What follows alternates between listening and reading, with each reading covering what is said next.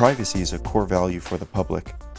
As employees of the City of Toronto and public servants, we must take responsibility for protecting people's privacy. That means being careful about how, when, why, and with whom we share information that we are trusted with. Privacy is about controlling information. You need to know what you can and can't do with the information you have. Why is privacy training important? You should know that there's a law that requires us to use information responsibly and to protect privacy. In fact, anyone working and volunteering for the City of Toronto falls under this act. That means you. In this training video, you will learn what is personal information, how to get information you need to do your job and how to protect it, understand the guidelines and the legislation, know who to contact if you have any questions or need to talk to someone. Let's briefly talk about the law.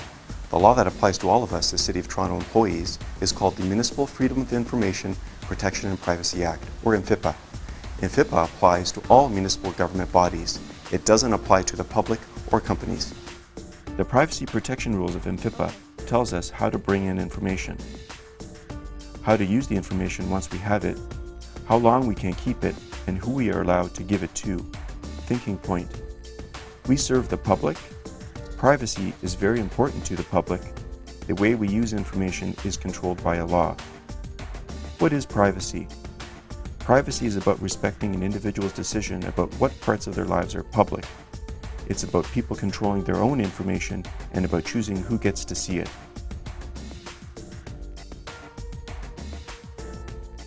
In MFIPPA, there is a principle called freedom of information. This is the idea that government records should be available to the public. The law says that people should see most of the information we have at the city. The reason for that is so that we are accountable to the public and they can see the records that show how our decisions are made. We only restrict access to records according to the law. We have a responsibility and legal obligation to protect information in our control. This is important. If someone asks you for information, immediately direct them to your supervisor. You don't give out information unless it is a specific part of your job. You should review your divisional policies and talk to your supervisor about what you can and cannot give out. Thinking point. Privacy is about respect, control, and choice. The public has a right to see city records, but some records are not available. We only restrict access to records according to the law. The most important definition that you need to be made aware of is personal information. Personal information is defined as recorded information about an identifiable individual. Take a look at this. The first important term is the word recorded. Recorded information is information that is contained in a record in the custody or control of the City of Toronto. A record can be a paper file, a computer file, a CD or DVD file, photograph, video, or audio file, including voicemail, or file stored on an electronic device, including laptops or USB drives. In essence, any reproducible media with information in it is a record. The second important term in the definition is identifiable individual. If we can look at the contents of a record and identify a person, then we consider that personal information. So what are some examples of information that can identify an individual? The obvious one is the individual's name. But the name by itself is not necessarily personal information. A name by itself does not necessarily identify an individual unless that name is completely unique. It's when we add another piece of information to the name that we begin to identify a specific person. The name added to an address, for example, will identify a specific individual. The name and address, when considered together, identify a person and meet the definition of personal information. Other information that can identify an individual when combined with their name can include the following: the national or ethnic origin of the person, their color, religion, age, sex, sexual orientation, or marital or family status of the person, any information relating to their education, medical, or employment history, information relating to their financial transactions, any identifying number or symbol including their address or telephone number, their fingerprints, or blood type, the opinions of the individual or about the individual, or any private correspondence sent to the City of Toronto by the individual. Information that is not considered personal information under the law includes information relating to a business or business entity or someone acting in a business capacity, information relating to a person in their official, professional, or employment position. Statistics and aggregate data that does not include the person's name is not personal information. If you're uncertain whether a record contains personal information, contact Corporate Information Management Services with the City Clerk's Office. Thinking point. Personal information is recorded information about an identifiable individual. Privacy only applies to personal information. Maybe you have personal information in your files. As an employee or volunteer with the city, your duties may require you to use personal information. This could be a class list for swimming lessons, sign-in sheet for public meetings, or a donor list for volunteer drives. All of this is personal information. It needs to be protected. How do we do this? We need to responsibly manage personal information throughout the entire information lifecycle, from receiving it, using it, and disposing it. Personal information comes into the city when we collect it through sign-in sheets, forms, surveys, online applications. When we do this, we need to provide the public with notice. That's the law. Take a look at this form. Pay attention to the Notice of Collection statement. That is the fine print here. If you look at the middle sentence, it says, "This information is used to process your application for program participation." This is what we are telling people what we are going to use their information for. Hey, Michelle. I wanted to thank you for the work you did on putting all of that information into the aquatics membership database. It was really good work. I have another favor to ask. We need to put together a volunteer list. Could you work out some ideas to make that happen? Sure, when do you need it by? Tomorrow? Okay. Thank you. How do I do this? Hey, I have an idea. I can import all of the names, addresses, telephone numbers, and dates of birth from the aquatics database and put together a volunteer list. I don't think they would mind if they receive newsletters about other stuff. Wow, it will save me time and I don't need to bother anyone. I can even have it ready before lunch. Although Michelle had good intentions, she assumed that people wouldn't mind being part of a volunteer list. We are not allowed to do that.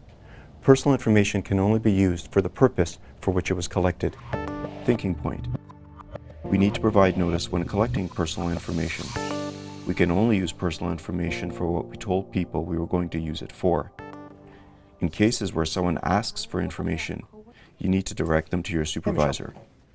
Your supervisor has been trained to deal with this type of request. Some of the most common situations where someone may be asking you for information might include the person themselves or a parent, a lawyer or family representative, coworker, police officer, investigators for provincial or federal agencies, and city councillors. What if a parent asks about their child's performance in swimming? What do I do? Your supervisor should inform you before the program starts what you are allowed to disclose about the child. In this case, a parent or legal guardian has access to their child's information. If you're not sure that the person asking is the parent or guardian, you need to confirm this. In any case, this can and should be referred to your supervisor if you are uncertain. You are temping and building services, and a man claiming to be a lawyer requests to see a client file. What do you do? Refer to your supervisor. Your supervisor will ask for the signed consent form from the client before disclosing anything. Did you see the file on our coworker's desk? I didn't. I couldn't believe it. A coworker stops by your desk and starts going through client files that have nothing to do with their job. Is this allowed? You should let your coworker know that they are not allowed to do this unless they need to look at the file as part of their job. Curiosity is not a reason. You're volunteering at a homeless shelter. A police officer asks you for the name of a resident who may be involved in an investigation. Can you give out this information? This needs to be referred to your supervisor. Your supervisor will give you the information to the police officer when they fill out the law enforcement request form. You receive a phone call from an auditor at Revenue Canada asking for information about a client. How do you proceed? Inform the auditor that you need the request in writing. Then refer this to your supervisor. The supervisor will confirm the identity and disclose the information under a cover letter they will get from the city clerk's office. You're stationed at a table in a public meeting with a sign-in sheet. A city councillor asks you to make a copy of the sheet and give it to them. What do you do? Politely inform the councillor that you will need to clear this with your supervisor. The supervisor will need to determine if the sheet has consent on it to disclose to the councillor. They may only disclose the information of those people who consented to the councillor. Thinking point. Disclosing personal information without consent is illegal. If you are asked to disclose personal information, you must contact your supervisor before giving it out. In the course of your job, you may be entrusted with documents containing personal information. You are responsible to keep them safe. How do we do that? Rule number 1. Do not take files or records that contain personal information out of city offices. If you find yourself in a place where you have information given to you, for example, you have an attendance list for a recreation activity that takes place in a park, you need to protect that information from being stolen, accidentally left behind, or lost. Rule number 2, do not use peripheral devices like USB keys, cell phones, and computers to remove or transfer information from the city unless they are city issued and encrypted. Encryption provides an effective way to protect confidential data. Rule number 3, all information needs to be brought back to the city and placed into its original file or securely disposed of. Thinking point, don't remove personal information from the city without authorization. Don't put personal information on peripheral devices or transfer those records outside of the city. If you are given personal information outside of the office, you need to protect it and return it to the office when you are done. Under the Municipal Freedom of Information and Protection of Privacy Act, all city employees are responsible for safeguarding documents that contain personal information. This responsibility extends throughout the entire life cycle of the record from its collection to its eventual disposal. A key part of any information management plan must include the eventual secure disposal of those records. The City of Toronto maintains 2 methods of securely disposing of records containing personal information. Documents may either be shredded or disposed of in the locked disposal bins provided by facilities. Disposal of documents containing personal information in blue recycling bins or garbage receptacles is specifically prohibited. City of Toronto staff who see a document containing personal information in a blue recycling bin or a garbage receptacle are responsible for removing it and disposing of it appropriately. Information stored on peripheral devices such as laptops or USB drives must be disposed of following the guidelines of City Divisional Information and Technology Units. For further information about secure disposal, contact Corporate Information Management Services with the City Clerk's Office.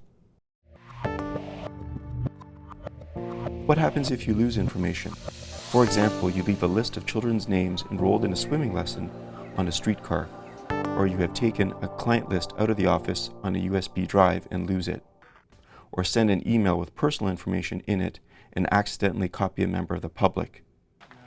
All of these are privacy breaches. All of these have happened at the City of Toronto. Privacy breaches can be harmful. The result can be a loss of trust in the city, identity theft, or even physical harm.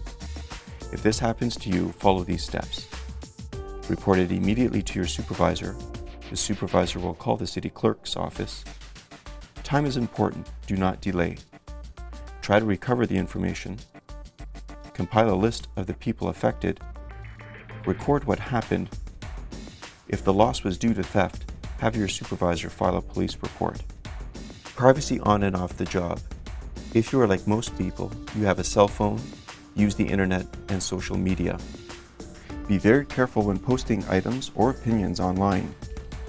When discussing your job with your friends and family, be careful not to identify sensitive information or names of people. Thinking point. Never disclose personal information. Your supervisor will look after it. You are responsible for safeguarding information. Keep your work and personal life separate. Privacy training is important. It's all of our responsibility to make sure that the information we have does not harm anyone. If you have any questions, we strongly recommend that you talk to your supervisor and find the best way to protect privacy on the job. You can always talk to the City Clerk's office at any time if you have concerns. We're happy to help. Thanks for watching.